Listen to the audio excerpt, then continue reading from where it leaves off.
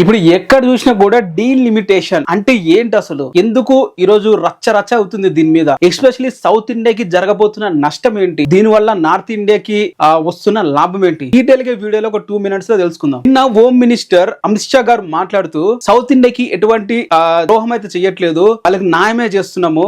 అసలు డీలిమిటేషన్ అంటే ఆల్రెడీ ఒక వీడియో కూడా మీకు చేశాను, ఇంకొకసారి మళ్ళీ చెప్తా. ఈ డీలిమిటేషన్ అంటే ఏదైతే రాష్ట్రంలో జనాభా ఎక్కువగా పెరుగుతూ ఉంటారో ఆ రాష్ట్రంలో వచ్చేసి కొత్తగా ఎంపీ సీట్లు అనేవి ఎక్కువగా పెంచుతూ ఉంటారు. 2011 లెక్కల ప్రకారం, ఆ జనాభా లెక్కల ప్రకారం ఇప్పుడు మన ఇండియాలో వచ్చేసి మళ్ళీ కొన్ని సీట్లు అయితే పెంచబోతున్నారు. అంటే ఎలా అంటే ఇప్పుడు ఆంధ్రప్రదేశ్ లో ఎంపీ సీట్లు వచ్చేసి ఒక 25 ఉన్నాయి. ఇప్పుడు వాళ్ళు చెప్తున్న లెక్క ప్రకారం దాదాపు 38కి పెంచుతామని చెప్పి అంటున్నారు. అలానే కర్ణాటకలో వచ్చేసి 28 ఎంపీ సీట్లు ఉన్నాయి, దాన్ని 42కి పెంచుతామంటున్నారు. అలాగే తెలంగాణలో 17 ఉన్నాయి, దాన్ని 26కి పెంచుతామంటున్నారు. అలాగే తమిళనాడులో వచ్చేసి 49 ఉన్నాయి, దాన్ని 59కి పెంచుతామంటున్నారు. అలాగే కేరళ వచ్చేసి 20 ఉన్నాయి, దాన్ని 30కి పెంచుతామంటున్నాడు ఈ అమిత్ షా. సో దీని వల్ల ఎవరికి అన్యాయం జరగట్లేదు, పర్సెంటేజ్ కూడా పెరుగుతుంది. అండ్ వేరే స్టేట్, ఇప్పుడు సౌత్ ఇండియన్ స్టేట్ లో ఈ 5 స్టేట్లు ఉన్నాయి, 5 స్టేట్ లో కూడా ఈ మొత్తం అన్ని సీట్లు కలుపుకొని చూసుకుంటే దాదాపు 120 పైన అవుతున్నాయి. అసలు ఇండియా వైడ్ గా మనకి ఎంపీ సీట్లు ఎన్ని వస్తాయి అంటే మొత్తం 816 వస్తాయి. అంటే మన ఎంపీ సీట్లు డిసైడ్ చేయవు ఎవరు ప్రైమ్ మినిస్టర్ ఉండాలని చెప్పి దేశానికి. నార్త్ ఇండియా ఒక 2-3 స్టేట్లు, ఎగ్జాంపుల్ బీహార్, ఉత్తరప్రదేశ్, ఈ ఏరియాలో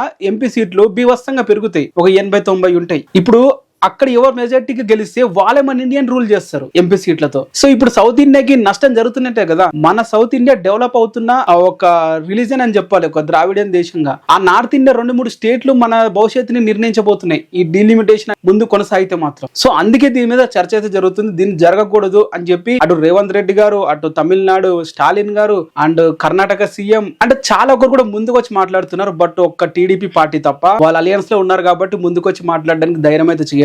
అంటే కేరళ కూడా విషయంలో కూడా ప్రతి ఒక్కరు కూడా దీన్ని జరగకూడదని చెప్పి కోరుకుంటున్నారు. బట్ ఎక్సెప్ట్ ఈ టీడీపీ అలియన్స్ లో ఉంది కాబట్టి వాళ్ళు మాటలు కూడా మాట్లాడట్లేదు, ఇంకా దానికి ఎంకరేజ్ విధంగా మాట్లాడుతున్నారు. సో వదిలేండి వాళ్ళకి. సో సౌత్ ఇండియా జరగబోతున్న నష్టం ఇది. ఒక 2 రాష్ట్రాలు మన దేశాన్ని భవిష్యత్తుని, మన సౌత్ ఇండియా రాష్ట్రాన్ని నిర్ణయిస్తాయి. మనకు వచ్చే ఏదైతే ఫండ్స్ ఉంటాయో అవన్నీ తగ్గిపోతాయి, ఎందుకంటే మనతో పెద్ద యూస్ ఉండదు. ఇంకా ఈ 120 సీట్స్ ఎంపీ సీట్స్ వాళ్ళకి పెద్ద యూజ్ ఉండదు కదా. అక్కడ 816 సీట్లు అంటే దాంట్లో ఈ 120 అంటే ఎంత, మిగతా 600-400 సీట్లు పైగా ఎక్కువగా అయితే ఉన్నాయి. ఆ 400 సీట్లు మెజార్టీ ఎవరు గెలిస్తే వాళ్ళే సీఎం, వాళ్ళే ఎంపీ అవుతారు, వాళ్ళే ప్రైమ్ మినిస్టర్ అవుతారు. సో దానికోసమే అటు కాంగ్రెస్, రాహుల్ గాంధీ అయినా ప్రతి ఒక్కరు కూడా జరగకూడదనే అంటున్నారు. అండ్ మోడీ వచ్చేసి మేము ఎవరిని కూడా తక్కువ చేయట్లేము, ప్రతి ఒక్కరు కూడా న్యాయం జరిగేటట్లే చూస్తాము, ప్రతి ఒక్క రాష్ట్రానికి న్యాయం జరిగేలా చూస్తాం అంటే వాళ్ళ రాష్ట్రాలు, ఈ 5 రాష్ట్రాలు పక్కన పెట్టి మిగతా రాష్ట్రాలన్నీ మంచి జరుగుతాయి కాబట్టి అన్ని రాష్ట్రాలు మంచి జరుగుతాయని అంటున్నాడు. అన్ఫేర్ ఎవరు జరగకుండా చూస్తామని చెప్పి అంటున్నాడు. మరి ఏమంటారు ఈ మాటల గురించి, మీకు క్లియర్ గా అర్థమైందని అనుకుంటున్నాను. సో ఈ డీలిమిటేషన్ వల్ల సౌత్ ఇండియాకి వచ్చేసి దాదాపు 190 వరకు అయితే సీట్లు అయితే పెరుగుతాయి.